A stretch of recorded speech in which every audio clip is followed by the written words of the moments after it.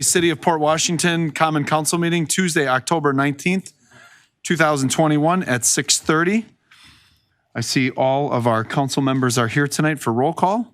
Please join with me. I've asked Anthony Ewing and Jennifer Ewing to lead us in the Pledge of Allegiance tonight. Please rise. Allegiance to the flag of the United States of America and to the republic for which it stands, one nation, under God, indivisible, with liberty and justice for all.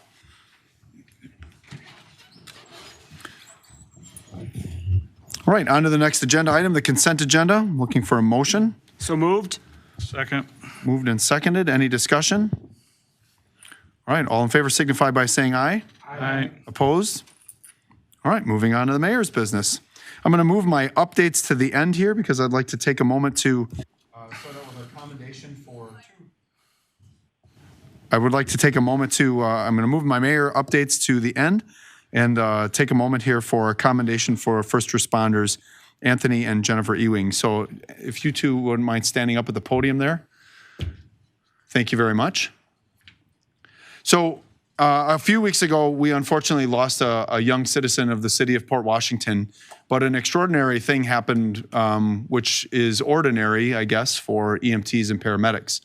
The story is, and I'll talk about it here in the commendation, but Tony and Jennifer are citizens of a neighboring community. They're not from Port Washington, and they're both actively involved in the fire service and the rescue service.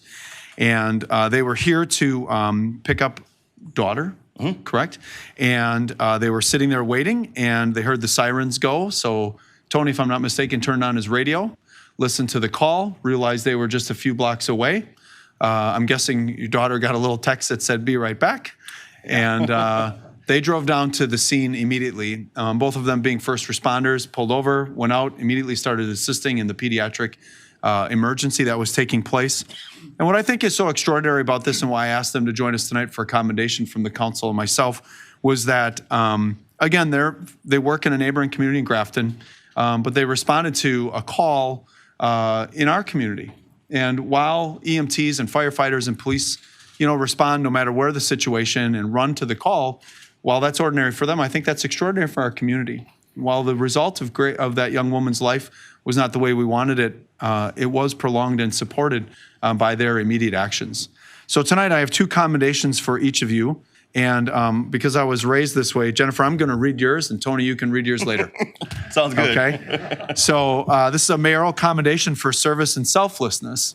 On September 14th, 2021, you, Flight Medic Jennifer Ewing from Flight for Life, and your husband, Lieutenant Anthony Ewing of the Grafton Fire Department, were in Port Washington to visit with family. While waiting, you heard sirens and turned on your radios to hear what the call was. After listening in on the dispatch and realizing that you were close to the scene, you and your husband immediately and selflessly drove to the scene. Upon arrival, you both swiftly assessed the situation and quickly began to support the situation. Your expertise and timing were critical in supporting the pediatric accident that had occurred. You and your husband supported the local crews, law enforcement, and provided medical treatment. Using your training and experience as paramedics, you were able to support the situation, our Port Washington EMTs, law enforcement, and our community. You demonstrated selflessness repeatedly and supported a situation in a neighboring community. Your service to our city and selflessness in that moment, while ordinary to men and women who serve our communities with emergency services, was extraordinary on that day because you and your husband served our city and our young citizen in an extraordinary fashion. On behalf of a grateful city, the City Council, and I, Mayor Ted Knightsky IV, we commend you on your service and selflessness, as well as recognize you for your willingness to support the city of Port Washington. And one key detail in here that is not in the commendation or my earlier comments is that you both rode with her and our team from here to Aurora Emergency Services, giving up a big chunk of your day to continue to support our community. So in the interest and in the spirit of the collaboration between our communities, you represent something awesome for us, and we're very, very grateful that you took your time, your energy, and gave up your day and your time away from family in order to serve one of our families. So thank you. God bless you both, and we are grateful.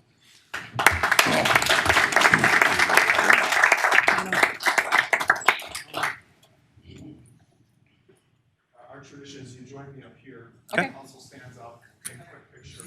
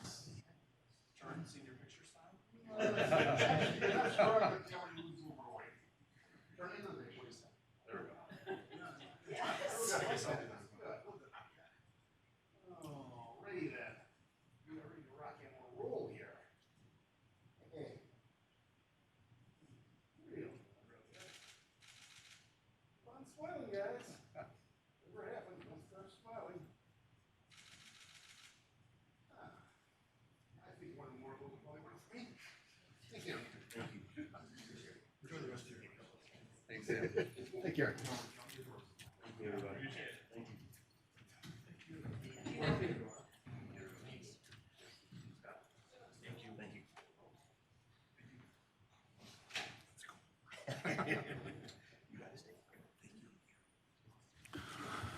Mr. Nelson, we'll give you copies of those to bring to PFC if you don't mind. That'd be great. All right, you're welcome. The second thing here real quickly is we've got the feedback compiled from our Joint Common Council and School District of Port Washington Saukville board meeting. We're going to send that out to you, and I'm just going to ask City Administrator Tony Brown to set up those times and then update us in his weekly communication for what efficiencies we'll work out with the school district. There was really great feedback in there from both parties, especially around looking for financial stewardship opportunities between our two bodies, and then looking at different ways to create efficiencies and lean strategies moving forward. Also, involvement and engagement in different activities that they have as well as our own. So one of the things was if any of you attend any events at the high school, middle school, tell them in advance, and I don't know, maybe they're going to announce our names or something. Well, the Dan Benning Memorial TJ versus St. John's, the 23rd basketball match or something. Okay, so thank you for that. Two other things here then real quick. I want to thank Alderwoman Postel. She used her influence to speed up a meeting with myself and We Energies this past week. I was really excited to hear from them. They sent a team over here. I met with the president and our regional representatives around power inconsistencies in the city of Port Washington. They showed me a 3 to 4 year strategic plan of the different innovations they're going to put in place to ensure more consistent power in the city of Port Washington, specifically on the north side of town. There's a direct correlation between the emerald ash borer invasive invasion and trees and their deaths and them falling on power lines. And because we have a city forest that runs right down that bike trail, that is a key reason why we have inconsistent power on the north side. So I asked Mr. Brown Tony to work with our rec department and We Energies to figure out a way, because as they will work through their easement, an old ash tree can still be 40, 50, 60 feet high, and that's well outside of We Energies' scope. So that was one thing. I also learned, and again, always the nerd here, there are 4 main reasons why we lose power in the city of Port Washington: trees and wind, equipment failures, humans who run into the poles, and animals who find an untimely death by chewing into equipment. So they work hard. They showed me all the different strategies. So I was really proud of that. And then the other thing I learned that I think was really interesting, because I think most of us are under the idea that the city of Port Washington Power Plant supplies all of our electricity. It does not. It gets sold onto a national grid and then used back up here. So for all we know, we are being powered by a power plant in Indiana or Minnesota while we're sitting here tonight. So a lot of people in Port Washington have a high expectation for power and energy, but at the end of the day, it goes onto a grid and it gets sold. The last thing that I want to do is just a little positive for We Energies, because a lot of people really hit on electric companies around the country. On August 10th, when we had that major storm and event, and there was 200,000 homes in the state of Wisconsin who were out, they showed me their strategic plan that they had deployed in emergency services. They had anticipated that storm and brought in labor and support from neighboring states, Indiana, Illinois, Iowa, and Minnesota, to be on crews to support the region. And they were, while 200,000 people were without power and some for up to 4 days, Across the lake in Michigan, they said 800,000 people were because they had not taken the proactive strategies at We Energy. So while it is a huge inconvenience in the 21st century to lose your power for 4 days, at the end of the day, I left that meeting thinking they had the best interests of the citizens and companies in Port Washington in mind. So they will be reaching out to the companies that we talked about. Any questions about that? Sorry. One comment, in addition to those 4 causes, balloons, and especially Mylar balloons, stop buying them because they get tangled up in the wires, they cause outages, and they pollute. So that's my PSA for the day. Stop it. Thank you. Never going to a birthday party at your house. 2 other things here real quick. November 4th, just shy of about 2 weeks from now, the Port Washington Saukville School District art teachers have agreed to make City Hall one of the destinations for their rotating art displays. Susan and Kelsey will be working. We're going to get tack strips put up, and then throughout City Hall, we're going to start to display our middle school and high school art projects, 1D, 2D, and 3D. So when you see those, take a chance to look at it. We're also looking at potentially putting in a small art contest once a year for their photography students, like Scenes of Port Washington, so we can continually rotate those. And then last thing is I just wanted to thank Kylie and John Crane. I was going to say Kylie Schulte. I have not learned her. Sure. Kylie Scher, our director of Recs, and then John Parks. We had their Park and Recreation Board meeting this week, and we went through the high-performing boards kind of onboarding, and it was a great meeting. Both Mr. Gasper and Mr. Pleitner were there, and we had a good discussion on what is the proper role of board members, as well as what is proper governance and what's the purpose of each of those committees. So I'll be working my way through all the boards, committees, and commissions, and I just wanted to thank all of them for that. Yeah, thanks actually for gracing us with your presence, Mr. Mayor. I think it was a very positive discussion. I like to know where we're going, like to fill in with a strategic plan, work together, have all of the streams flowing in one direction. Yeah, thank you. Okay, that's what I have. Any questions for me? Left, right. Okay. Officers and staff's reports, you saw those included in your packet. Any clarifications? We said? Okay, those are very well done, so we're grateful for that. And at this time, we'll move on to public comments and appearances.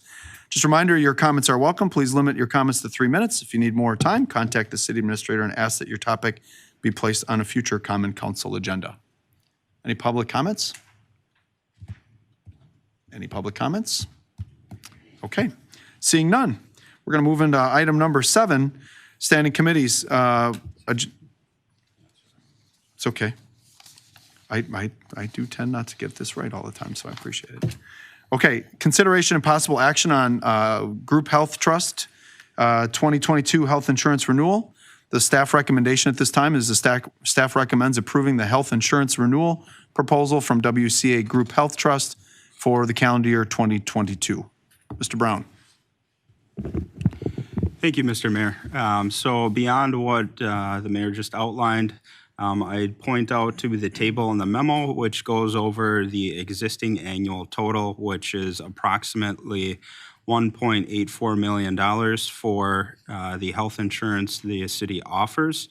There is a total of 70 employees enrolled at this particular time. And through the hard work of Tom Ross, who is the city's benefits consultant, we were able to achieve a 2% increase year over year from 2021 to 2022, which amounts to an increase of $36,921. As the mayor said, staff would recommend approval of the health insurance renewal proposal from WCA Group Health Trust for calendar year 2022. And I'd be happy to answer any questions if there are some.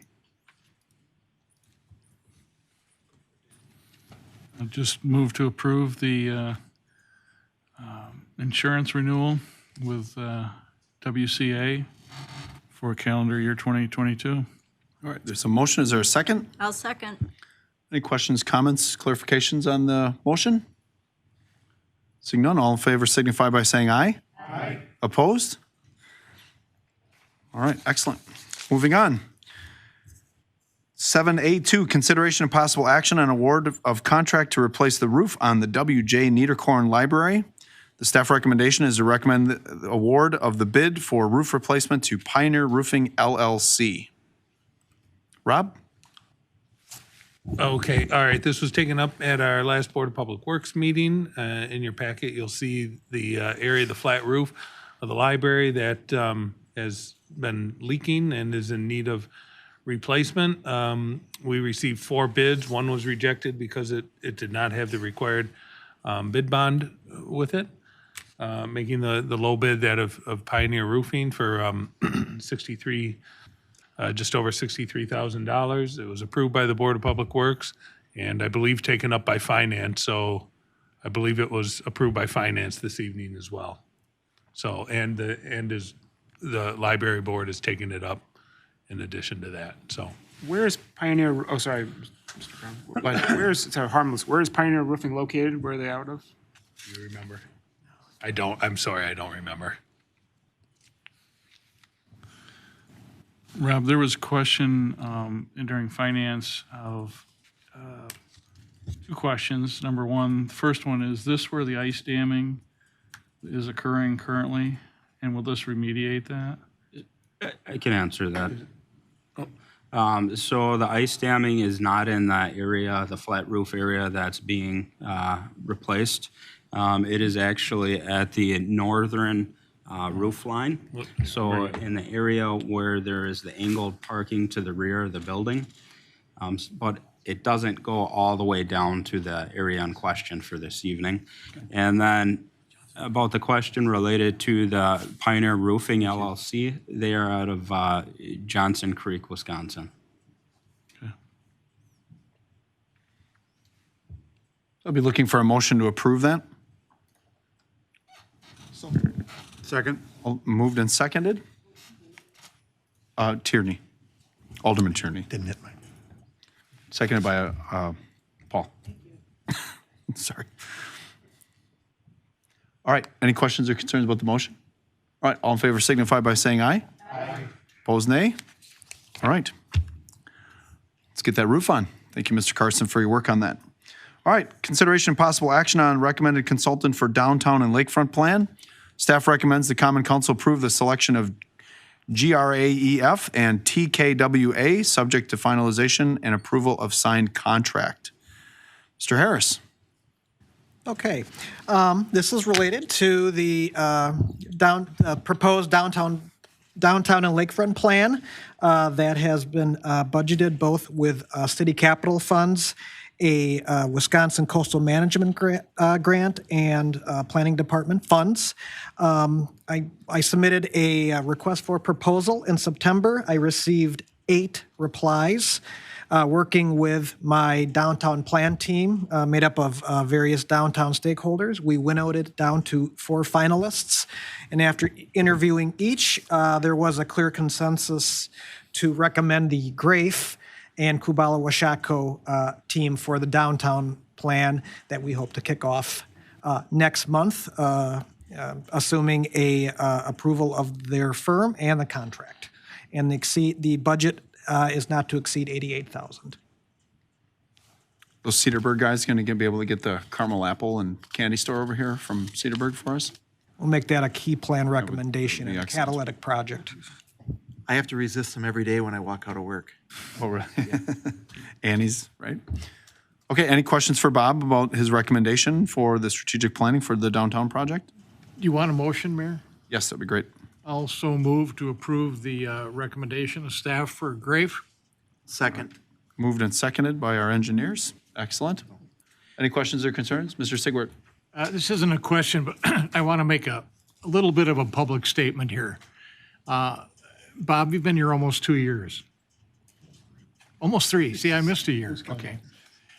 In the past, I've been critical of some of Bob's activities, but I got to tell you, on this particular RFP, it was the best I've ever seen written for a planning study, okay? We got excellent responses to the proposal. 2 things happened. Bob put the budgeted amount in there, so of course, being consultants, they made sure that their work scope matched the budgeted amount. And secondly, Bob took it upon himself to become the author of the study, which I've seen Bob's work on 27th Street, a couple other things he's done for Milwaukee before he came here. And I say that this was an exemplary effort on Bob's part, and we got a great team. Thanks. I'd like to offer a friendly amendment that it shall not exceed $88,000. Okay. Okay, so the motion has been amended by the maker and seconder. 2 new words. Any other comments or questions on the motion? All right, so the staff recommendation to approve the selection with a not to exceed $88,000. All in favor signify by saying aye. Aye. Opposed? Excellent. Mr. Harris, let us note the date for the high praise. Good job and thank you. Can we note to put half of Alderman Sigwart's statement in my personnel file? You can just burn this video, you just burn the meeting to a DVD.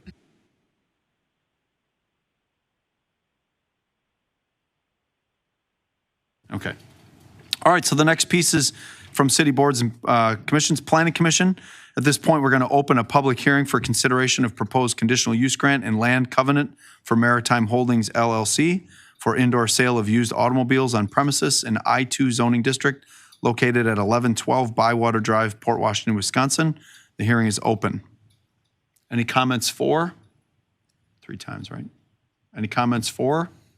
Any comments for? Any comments against? Any comments against? Any comments against? This hearing is now closed.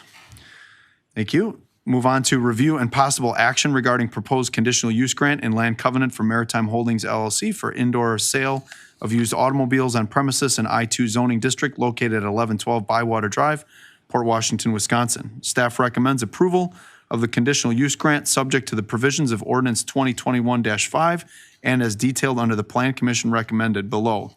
Staff also recommends the following additional conditions. The sale of automobiles is confined to the existing 1112 Bywater Drive storage facility, and a review of the CUG shall be conducted 12 months from the date of approval. Mr. Harris, anything to add? You cover most of the bases, but I'll just give a quick overview of where we are. This conditional use petition was brought by Maritime Enterprises, and as you know by now, Maritime owns and operates a boat storage business in the Port Industrial Park. They started off at 1020 Maritime Drive, and then in 2019, they expanded to the former Allen Edmonds warehouse at 1112 Bywater, and that's the facility we were speaking of tonight.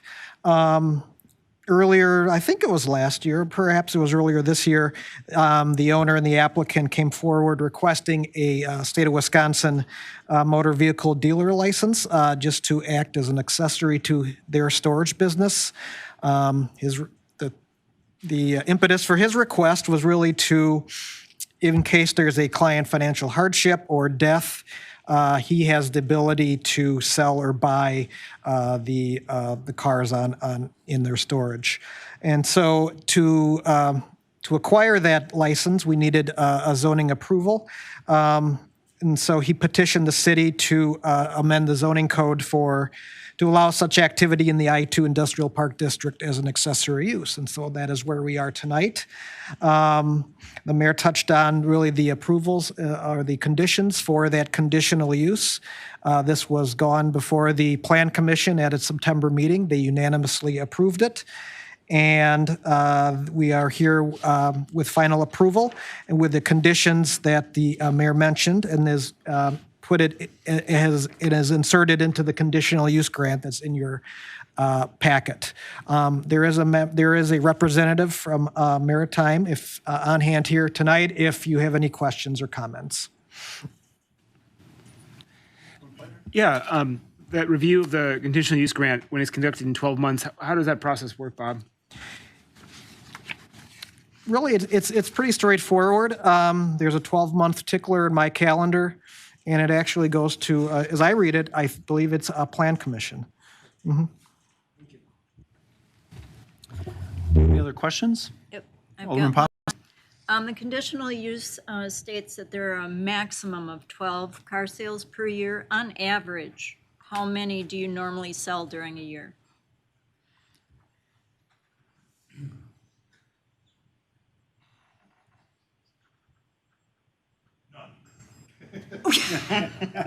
That's what he's trying to get the license for.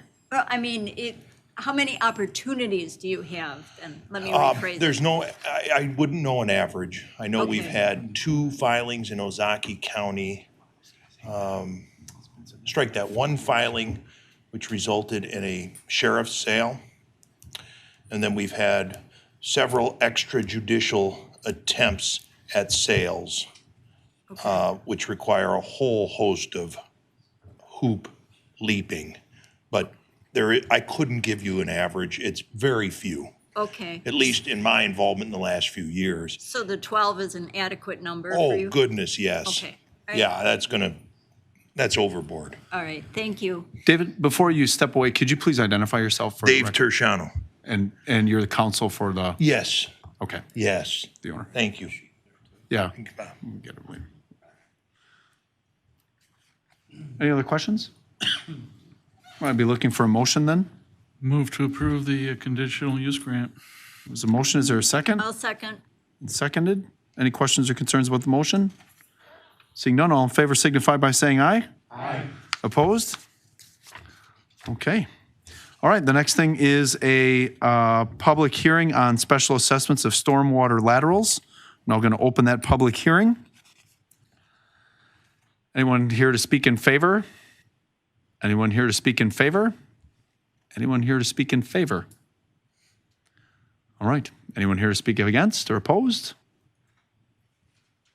Please step to the microphone. Yes. Sign in and state your name and address for us, please.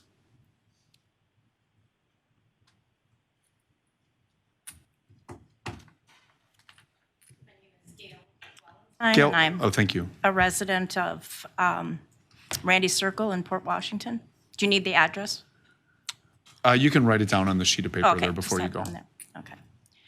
I'm here because I received a letter, probably, I think it's a week ago, regarding the connection of my sump pump to the sewer lateral, which we were told at the beginning that as long as they were tearing up the street and everything, we could do this, and that was the time to do it. Otherwise, it would cost us more to connect our sump pumps to the, and I don't have everything. Is it the lateral or the main sewer? I probably don't have the words right. Anyways, I now received, I paid $1,600 to a contractor, a local contractor, to come in and dig the trench to connect it from the house to the, well, they ran it just to the other side of the sidewalk from the curb, a pipe, which was, it's probably about 4 feet.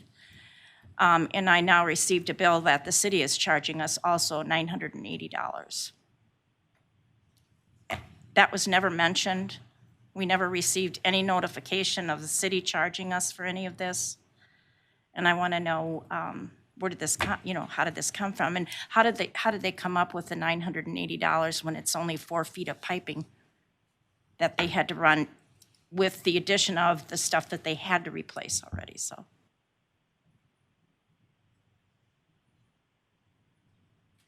What we'll do is we'll have our city engineer, Rob, reach out to you to walk through that process and what that is and help you move forward with that. I've had conversations with Rob. However, I find that when I did not call, I came down here tonight because when I call and leave messages, I don't always get a return call back. I think I've only gotten one, and Yeah. it's a concern. Mr. Brown? so. Mrs. Wallenstein, I'll make sure that we follow up with you. Okay, thanks, Tony. You bet. And John. Tony and John were up in the area and looking at some of the issues that we had with the actual thing, so. Yeah. All right, thank you. Well, thank you for coming down tonight and sharing that with us. Well, I'm surprised the rest of the neighbors that had this, they're all complaining, and yet I'm the only one that shows up. Well, that's why we're grateful that you're here tonight. Thank you. Any other comments against the public hearing on the assessment for stormwater laterals? All right, seeing none then, I see the public hearing is closed. Moving on to the next piece, which is consideration and possible action on final resolution 2021-22 for a special assessment of stormwater laterals. Staff recommendation is to recommend approval of the final resolution to levy special assessments for stormwater laterals on Butel and Randy Circle. Rob? Okay, so as part of our street improvement project here, as we do every year, we offer the opportunity to all residents in our first, starting with our public information meeting in December, we ask them to identify themselves as to whether or not they're interested in the stormwater laterals. We do get some interest already again in December before the project starts. And then as the project gets closer, we send out another letter asking people to identify themselves if they want stormwater laterals extended to their property. And so over the course of a construction season, we try to be very flexible with them, allowing them to consent to that connection right up until the time it's too late, really. So all of the residents approached us. I have the email chains between them indicating the amount of money that it would cost to connect, and I have the documentation for each of them. So in Mrs. Wallenstein's case, that was one between her and the inspector there. So when I follow up with him, I'll make sure that there's a documentation that the cost was presented to her. And just for our own knowledge, how is it calculated? Yep. So Cost. it's right. So it's what we did this year to try and make it fair for everyone, because it's a little different than like a sanitary sewer, which runs down the middle of the street. The storm sewer sometimes run down one side of the street. Sometimes it runs down the other side of the street. That's the main.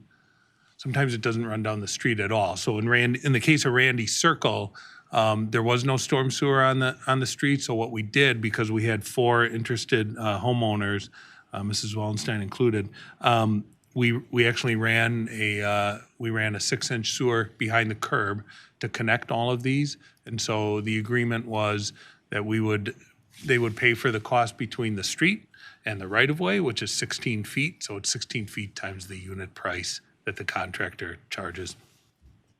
And then the homeowner, of course, the larger cost is for the homeowner to hire someone to connect from their house, because it discharges out their front foundation wall to the property line. So that's a much longer run. So that's why she had $1,600 for that bill. So and then the $900 is usually much smaller than what they're paying for like a private plumber to make that connection. So that's 16 feet. So that's the curb to, Yes. okay. Yep. No, sorry. Okay, thank you. Sure. All right. Any other questions or comments for Rob on this? Yeah, so Go ahead. my understanding is then that we don't necessarily get a written approval from everybody that we connect to?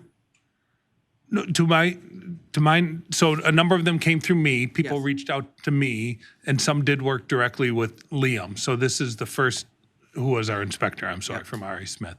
So I made it clear to him that they need to have documentation from each one. So I'll follow up and get that from him. Okay. Yeah, I guess I don't have in my files anything from Mrs. Wallenstein, but other than what he told me. Because I would kind of expect that we'd have like a standard agreement form on this, that everybody would have signed the same thing telling what the estimate is, that it's clearly documented. It's their email exchanges. So I have records of the email exchange where I say, this is what it'll cost. And then they email me back and say, yes, that's acceptable to me. So, we're trying to be as flexible as we can. We're going on the fly, just trying to connect with these people I understand what you're saying, but I guess in the end, we're trying to get the job done and again, be as flexible with the residents as we can. I don't want to miss anyone. So, again, this is we do this every year. And the reason, as I've explained before, the reason we go through the special assessment process rather than just a billing is because we want to give them the opportunity to pay it over 5 years. This is the first instance where I've ever had an issue with someone. So I'll have to find out because her communication was with the inspector. Okay. Yeah. Alderman Sigwart? Yeah, I just have one question, Rob, and that is, you said you ran a 6-inch storm sewer lateral, basically. Because, okay, minimum storm sewer size is 15 inches. So it's really a sump pump downspout connector, which we used to call a mini sewer, okay? And I'm presuming that that was run at 2% grade, since it was a 6-inch pipe, right? Yeah, I'm right. And the addresses here are 616 and 617. So I don't know how they're numbered on Randy Circle, and the other addresses were 1624 and 1625. Mm-hmm. So does the 6-inch pipe come up like the east side of the curb? Yep, so it connects to the catch basin down on the corner, and then Right. one goes up one side, and then one goes up the other, but they don't, Okay. they don't connect at the top. Okay, but so you have them coming up, so the other people, if they choose to, could do this also? Yes. Right, okay, thank you. Any other clarifiers? Otherwise, I'd be looking for a motion.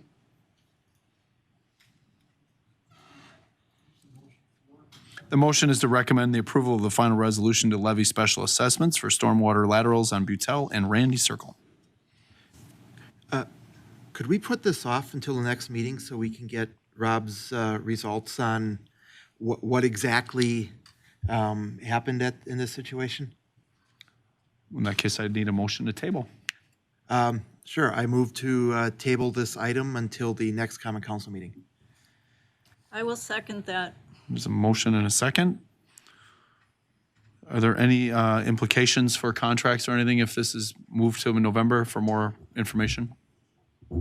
Just for council? Sorry. The reason we had it timed this way was in order to include it on this year's tax bills. So I think it would probably, I don't know if it would necessarily get pushed to next year's property tax bill if we waited until the first meeting. And I frankly don't know, and I would have to look into it. So I think if that's the desire of this body to table it, we're going to table it. And we'll bring it up at the next meeting, and we can talk about the ramifications of doing that.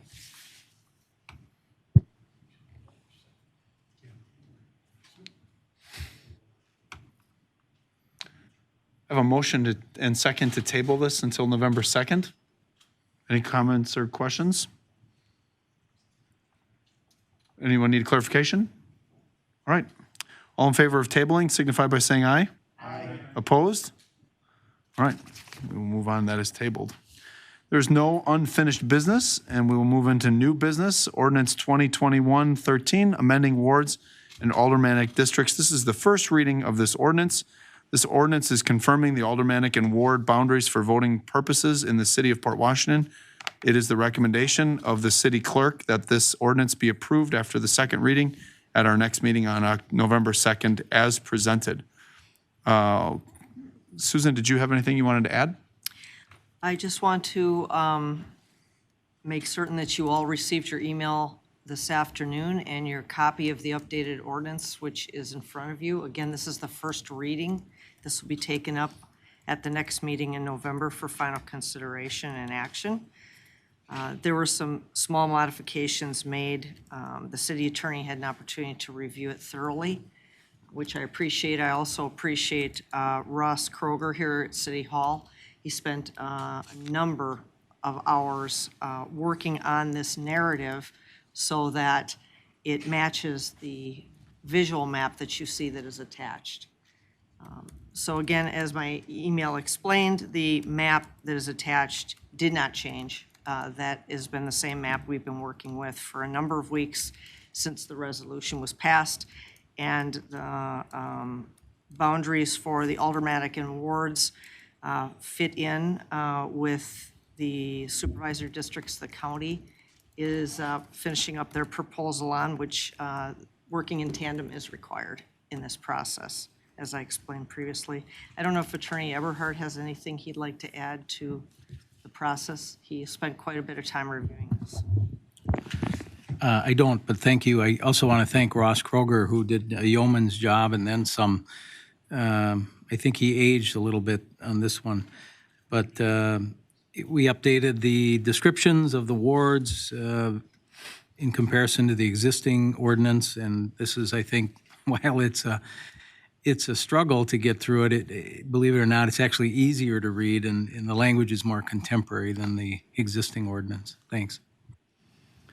I did want to, in the final resolution, if we could just have a word count included in the executive summary on the word fence, I would appreciate that. I haven't seen that since I was in political science classes in college. Therefore, fence. Ted, are you going to read this for us, the first reading and the second reading? If anyone would like the recipe for narcolepsy, I will be happy to read this in its entirety. Fence for your convenience.